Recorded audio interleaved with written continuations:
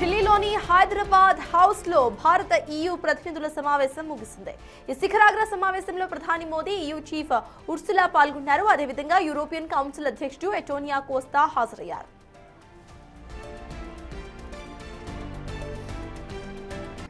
అంతకుముందు భారత రక్షణ మంత్రి కార్యాలయానికి యూరోపియన్ యూనియన్ రక్షణ శాఖ ప్రతినిధుల బృందం చేరుకుంది. రక్షణ మంత్రి రాజ్నాథ్ సింగ్ నేతృత్వంలో ఉన్నత స్థాయి చర్చలు జరిపింది. యూరోపియన్ యూనియన్ వైస్ ప్రెసిడెంట్ అధ్యక్షతన వచ్చిన ఈ బృందం రాజ్నాథ్ సింగ్ తో కలిసి ఇరు దేశాల మధ్య రక్షణ సహకారంపై చర్చించారు. ఈ సమావేశంలో భారత్ తరపున రాజ్నాథ్ సింగ్ తో పాటు త్రివిధ దళాధిపతులు కూడా పాల్గొన్నారు.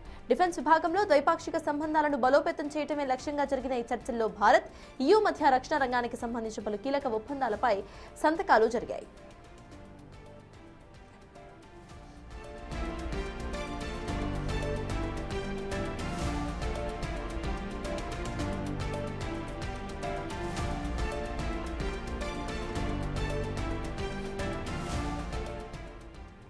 ఇక భారత్ EU డీల్స్ కు సంబంధించిన పూర్తి అప్డేట్స్ మా ప్రతినిధి శివ అందిస్తారు. శివ, చెప్పండి, ఈ డీల్స్ కు సంబంధించిన అప్డేట్స్ ఏంటి?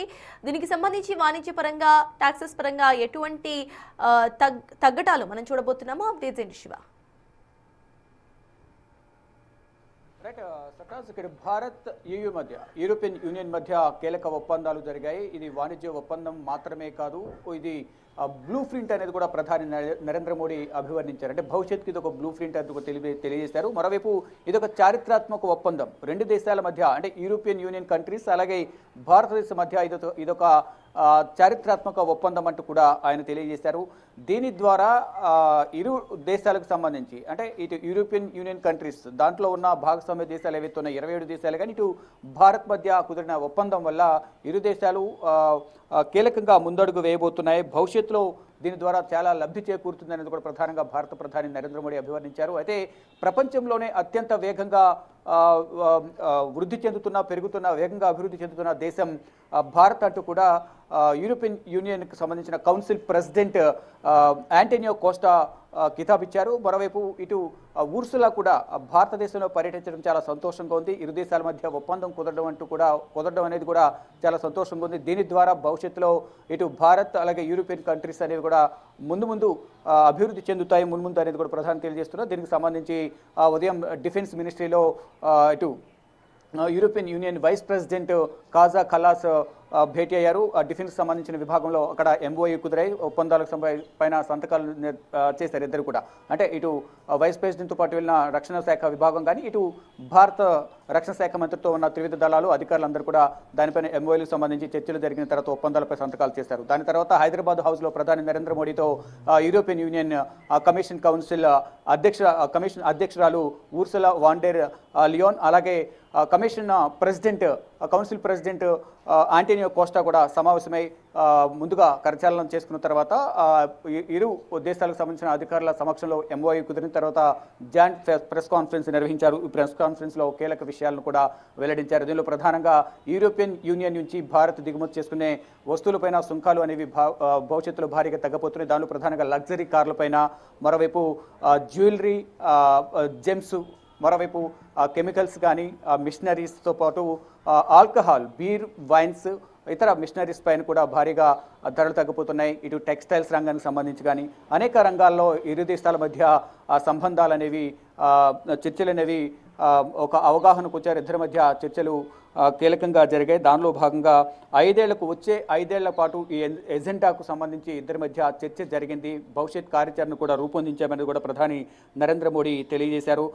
దానితో పాటు ప్రధానంగా ఇన్నోవేషన్ కానీ రక్షణ రంగానికి సంబంధించి ఈ వ్యూహాత్మక చర్చలు జరిగాయి. దానికి సంబంధించి ఒప్పందం కూడా కుదిరిందనేది కూడా ప్రధాని నరేంద్ర మోడీ వెల్లడించారు. అయితే ఇది భారతదేశం ప్రధానంగా ప్రపంచంలోనే వేగంగా అభివృద్ధి చెందుతుంది కాబట్టి భారతదేశం వేగంగా అభివృద్ధి చెందడం ద్వారా ప్రపంచ దేశాలకు మేలు చేస్తుంది అనేది కూడా కమిషన్ అధ్యక్షురాలు ఉర్సులా వాన్ డెర్ లియోన్ కూడా వెల్లడించారు.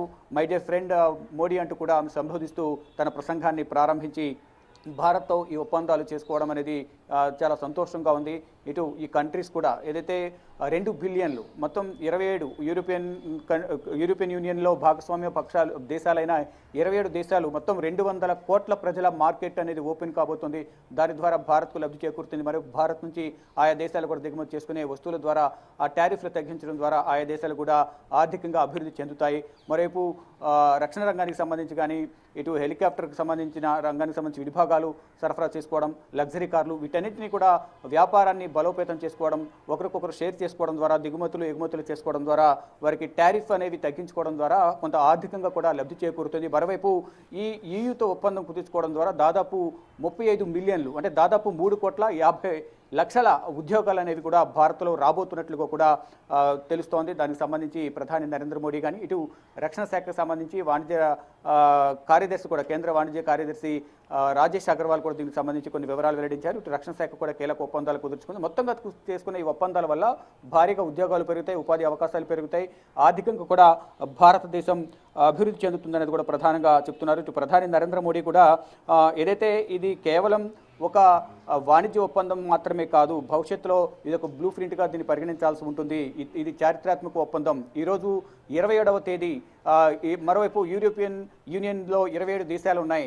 ఇప్పుడు ఈరోజు సంతకాలు చేసుకున్నాం కాబట్టి ఇది యాదృచ్ఛికంగా జరిగింది. 27వ తేదీన 27 దేశాలతో కూడిన యూరోపియన్ యూనియన్తో సంతకాలు చేసుకుంటున్నాం, ఒప్పందం కుదుర్చుకున్నాం. కాబట్టి వ్యాపార భాగస్వామ్యాన్ని పెంపొందించుకునేందుకు అవకాశం ఉంటుంది. కాబట్టి ఇప్పుడు సంతకాలు చేయడం అనేది ఇదొక యాదృచ్ఛికంగా జరిగింది అనేది ప్రధానంగా నరేంద్ర మోడీ కూడా ఈరోజు జరిగిన ఒప్పందాలకు సంబంధించి కొన్ని వ్యాఖ్యలు చేశారు.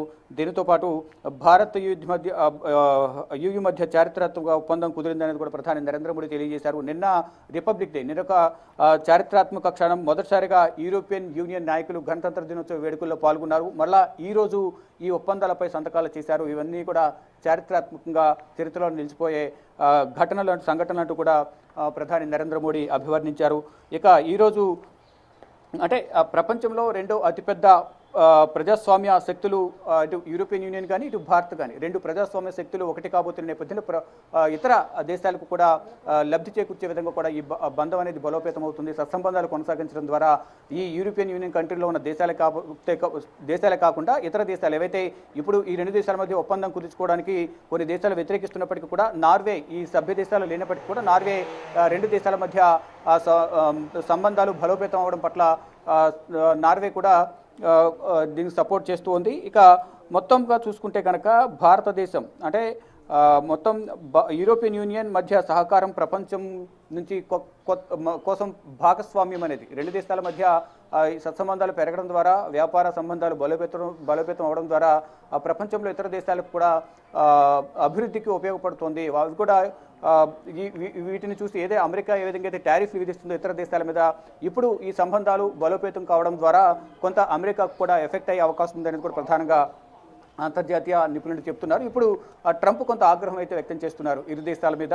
మరికొన్ని ట్రంప్కు అనుకూలంగా ఉన్న దేశాలు కూడా కొంత అసంతృప్తి అయితే వ్యక్తం చేసిన పరిస్థితి కనిపిస్తుంది. కానీ ఇప్పుడు యూరోపియన్ యూనియన్ కంట్రీస్తో సత్సంబంధాలు కొనసాగించడం ద్వారా వాణిజ్య ఒప్పందాలు చేసుకోవడం ద్వారా ఇప్పటికే సంతకాలు అయితే కంప్లీట్ అయ్యాయి. కానీ ఇదంతా అమలులోకి రావడానికి కొంత సమయం అయితే పడుతుంది. దానికి సంబంధించిన న్యాయ పరిశీలన కానీ ఇతర యూరోపియన్ యూనియన్ కంట్రీస్లో ఉన్న సభ్య దేశాలు ఉన్నాయి కాబట్టి వారితో కూడా చర్చించి కీలకంగా నెక్స్ట్ ఒక 5 నుంచి 6 నెలల్లో ఇప్పుడు చేసుకున్న ఒప్పందాలు సంతకాలు అనేవి కూడా అమల్లోకి వచ్చే అవకాశం కనిపిస్తుంది. అంటే ఈ సంవత్సరం 2026 ఆఖరు లేదా 2027 మొదటి నెలలో ఇవన్నీ కూడా అమల్లోకి వచ్చే అవకాశం ఉందనేది కూడా ప్రధానంగా వారు చెప్తూ ఉన్నారు. దీనితో పాటు ప్రధానంగా ఈ ఒప్పందాలు కుదుర్చుకోవడం పట్ల మాత్రం ఇద్దరు కమిషన్ అధ్యక్షురాలు, మరోవైపు కౌన్సిల్ ప్రెసిడెంట్, మరోవైపు కమిషన్ వైస్ ప్రెసిడెంట్ వీళ్ళందరూ కూడా చాలా హర్షం వ్యక్తం చేస్తున్నారు. అంటే అభివృద్ధి చెందుతున్న దేశంతో మేము చేతులు కలపడం ద్వారా ఒప్పందం చేసుకోవడం ద్వారా మరింత బలోపేతం అవుతాము, మా సత్సంబంధాలను మరింత పెరుగుతాయి, వ్యాపార వాణిజ్య సంబంధాలు పెరుగుతాయి అనేది కూడా ప్రధానంగా వారందరూ అయితే ఆశాభావం వ్యక్తం చేస్తున్నారు. ఇక మొత్తంగా చూసుకుంటే ఏ వస్తువులపై ఎంత మేర పర్సంటేజ్ అనేది టారిఫ్ తగ్గుతుంది అనేది కూడా చూడాల్సింది. కానీ దిగుమతి చేసుకునే వస్తువులన్నింటిపై కూడా ఈ నుంచి ఏవైతే భారత్ దిగుమతి చేసుకుంటుందో ఆ వస్తువులన్నింటిపై కూడా దాదాపు టారిఫ్ అనేది చాలా తగ్గుతుంది. దాని ద్వారా ఆర్థికంగా భారత్ అనేది వృద్ధి చెందుతుంది అనేది కూడా భారత్ భావిస్తుంది. దానిలో భాగంగానే 3 రోజుల పర్యటనలో భాగంగా భారత్లో పర్యటించారు ఇద్దరు కూడా. ఇటు ప్రెసిడెంట్ కౌన్సిల్ అధ్యక్షురాలు వైస్ ప్రెసిడెంట్ అందరూ కూడా 3 రోజుల నుంచి భారత్లో పర్యటించిన తర్వాత నిన్న గణతంత్ర దినోత్సవ వేడుకల్లో పాల్గొన్నారు. ఈరోజు ఇటు రాజ్ఘాట్ వెళ్లి మహాత్మా గాంధీ సమాధి వద్ద నివాళులర్పించారు. దాని తర్వాత ఇద్దరు అధ్యక్షురాలు అలాగే ప్రెసిడెంట్ ఇద్దరు కూడా హైదరాబాద్ హౌస్లో ప్రధాని నరేంద్ర మోడీతో సమావేశమై ముందుగా ఒప్పందాలపై సంతకాలు చేసుకున్న తర్వాత వారు తీసుకున్న నిర్ణయాలను జాయింట్ ప్రెస్ కాన్ఫరెన్స్ నిర్వహించే ముందు ప్రధాని నరేంద్ర మోడీ, తర్వాత కమిషన్ ప్రెసిడెంట్ ఆంటోనియో కోస్టా, తర్వాత కౌన్సిల్ అధ్యక్షురాలు ఇటు ఉర్సులా కూడా వారి యొక్క నిర్ణయాలను వెల్లడించారు. మొత్తంగా చూసుకుంటే ఇక్కడికి రావడం, ఒప్పందాలు కుదుర్చుకోవడం అనేది చాలా సంతోషంగా ఉంది అనేది అయితే వారంతా వారి అభిప్రాయాలను వ్యక్తపరిచారు. సటస్ శివ, ఇటు చూస్తే EU ఒప్పందం, ఇటు భారత్ EU ఒప్పందం ఇటు అమెరికా వైపు నుండి ఏమైనా ఎఫెక్ట్ చూపించే ఛాన్స్ ఉందనుకోవాలా? ఇప్పటికే ఇటు అక్కడ నుండి చూస్తే ట్యాక్సెస్కు సంబంధించిన వార్నింగ్స్ సంకేతాలు వస్తూ ఉన్నాయి. సో ఈ ఒప్పందం వాటిని ఏమైనా ఎఫెక్ట్ చేసే అవకాశం ఉందనుకోవాలా?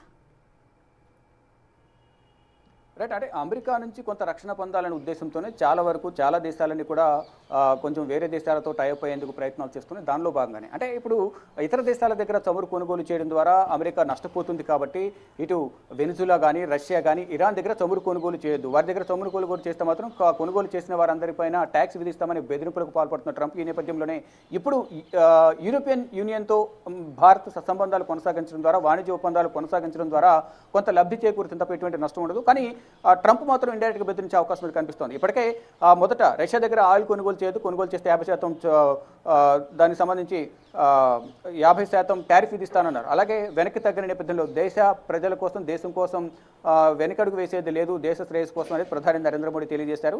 వెనకడుగు వేయని నేపథ్యంలో 50% టారిఫ్ విధించారు. దాని ద్వారా ఇటు సొంత దేశంలోనే ప్రజల నుంచి వ్యతిరేకత వ్యక్తమవుతోంది, అందరూ కూడా ఆగ్రహం వ్యక్తం చేస్తున్నారు. మరోవైపు సొంత పార్టీలోను, ప్రభుత్వంలోని నేతలు కానీ, అక్కడ ఉన్న అధికారులు కూడా తీవ్ర వ్యతిరేకత వ్యక్తం చేస్తున్నారు ట్రంప్ తీసుకుంటున్న నిర్ణయాల పట్ల. కానీ మళ్ళీ ఇప్పుడు కూడా ఈ చమురు కొనుగోలుకు సంబంధించి కానీ, ఇటు రక్షణ రంగానికి సంబంధించిన విభాగాలకు సంబంధించి కూడా ఇటు రష్యా దగ్గర, ఇతర దేశాల దగ్గర అందరూ కూడా కొనుగోలు చేస్తున్న నేపథ్యంలో అక్కడ ఎవరు కూడా కొనుగోలు చేయదు, కొనుగోలు చేస్తే మాత్రం టారిఫ్ విధిస్తాననేది ఒక వార్నింగ్ అయితే బెదిరింపులకు పాల్పడుతున్నారు. కానీ ఎవరు కూడా ఎక్కడ వెనకడుగు వేయకుండా వారు చేయాల్సింది చేస్తూ ఉన్నారు. కానీ ఆ ట్రంప్ మాత్రం అతను ఏదైతే వార్నింగ్ ఇస్తున్నారో దానికి అనుగుణంగానే టారిఫ్లు విధిస్తూ ఉన్నారు. దానిలో భాగంగా ఇటు వెనిజులా విషయానికి వచ్చినా, మరోవైపు ఇప్పుడు ఇరాన్ కానీ, రష్యా, వీటన్నిటిపైన కూడా ఆయన ఆగ్రహంగా ఉన్నారు. అక్కడ నుంచి ఎవరు కూడా చమురు కొనుగోలు చేయొద్దు అనేది. ఇక్కడ చమురు నిల్వలకు సంబంధించి గతంలో వెనిజులా అధ్యక్షుడు వారి మాట వినలేదని చెప్పి దానిలో దాడి చేసి అతన్ని క్యాప్చర్ చేసి బంధించి భార్యాభర్తలు ఇద్దరిని కూడా వెనిజులా అధ్యక్షుడు నికోలస్ మధురేను అతని భార్యను కూడా బందీలుగా చేసి న్యూయార్క్ తీసుకుని వెళ్ళారు. ఇప్పుడు ఆ చమురు నిల్వలను కూడా అతను స్వాధీనం చేసుకుని వాటిని వ్యాపారం చేస్తూ ప్రయత్నం చేస్తున్నారు. At the same time next ఇప్పుడు ఇరాన్ దగ్గర కూడా అందరూ కూడా చమురు కొనుగోలు చేస్తున్నారు. అక్కడ కూడా ఇప్పుడు ఇరాన్ అలాగే అమెరికా మధ్య యుద్ధ వాతావరణం కొనసాగుతుంది. ఇప్పుడు బోర్డర్స్కు ఇరు దేశాలు కూడా యుద్ధ నౌకలను, యుద్ధ విమానాలను, బలగాలను కూడా మోహరించే ఎప్పుడు యుద్ధం వస్తుందో తెలియని పరిస్థితి అయితే ప్రజెంట్ నెలకొంది. దీని ద్వారా ఇరాన్లో వేల సంఖ్యలో ప్రజలు మృతి చెందిన పరిస్థితి కనిపిస్తోంది. ఇలా ట్రంప్ తన మూర్ఖత్వపు నిర్ణయాలతో అనేక విధాలుగా తను అనాలోచిత నిర్ణయాలు తీసుకుంటున్నారు. దీని ద్వారా ప్రపంచ దేశాల్లో చాలా వరకు ఇబ్బందులు ఎదుర్కొంటూ ఉన్నాయనేది ప్రధానంగా అందరూ కూడా తీవ్ర ఆగ్రహం వ్యక్తం చేస్తూ ఉన్నారు. అంటే రెండవసారి అధ్యక్షుడిగా పదవి బాధ్యతలు చేపట్టిన తర్వాత అనాలోచిత నిర్ణయాలు తీసుకుంటున్నారు. ఎవరిని సంప్రదించకుండా ఇష్టానుసారం నిర్ణయాలు తీసుకోవడం ద్వారా అనేక మంది అనేక ఇబ్బందులు ఎదుర్కొంటున్నారనేది ప్రధానంగా అందరూ భావిస్తున్నారు. ఇక ఇప్పుడు యూరోపియన్ యూనియన్తో భారత సంబంధాలు కొనసాగించడం కింద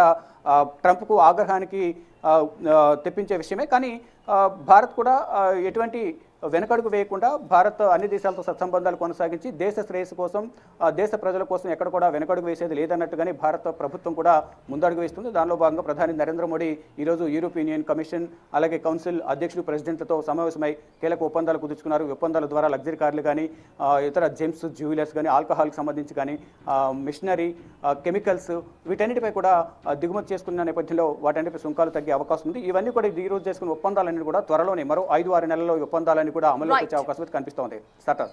థ్యాంక్ యూ శివ. శిఖరాగ్ర సమావేశానికి ముందు ప్రధాని మోదీ భారత్ EU మధ్య ట్రేడ్ డీళ్లపై కీలక ప్రకటన చేశారు. భారత్ EU మధ్య స్వేచ్ఛ వాణిజ్య ఒప్పందం కుదిరిందని వెల్లడించారు. ప్రధాన ఒప్పందాలపై సంతకాలు జరిగాయని అన్నారు. ఇక ప్రపంచవ్యాప్తంగా ప్రజలు దీన్ని మదర్ ఆఫ్ ఆల్ డీల్స్ గా చర్చించుకుంటున్నట్లు తెలిపారు. అదేవిధంగా గోవాలో ఇండియా ఎనర్జీ వీక్ 2026 ను వర్చువల్ గా ప్రారంభించారు ప్రైమ్ మినిస్టర్. भारत और यूरोपियन यूनियन के बीच एक बहुत बड़ा एग्रीमेंट हुआ है. दुनिया में लोग इसकी चर्चा मदर ऑफ ऑल डील्स के रूप में कर रहे हैं. ये समझौता भारत के 140 करोड़ लोगों और यूरोपीय देशों के करोड़ों लोगों के लिए बहुत बड़े अवसर लेकर आया है। ये दुनिया की दो बड़ी इकोनॉमीज के बीच तालमेल का एक शानदार उदाहरण बना है। ये समझौता ग्लोबल जीडीपी के करीब 25% और ग्लोबल ट्रेड के करीब 1/3 हिस्से को रिप्रेजेंट करता है। ये समझौता ट्रेड के साथ साथ डेमोक्रेसी और रूल ऑफ लॉ के प्रति हमारे शेयर्ड कमिटमेंट को भी सशक्त करता है। साथियों, ईयू के साथ हुआ ये फ्री ट्रेड एग्रीमेंट ब्रिटेन और एप्टा समझौतों को भी कॉम्प्लीमेंट करेगा। इससे ट्रेड और ग्लोबल सप्लाई चेन दोनों को मजबूती मिलेगी।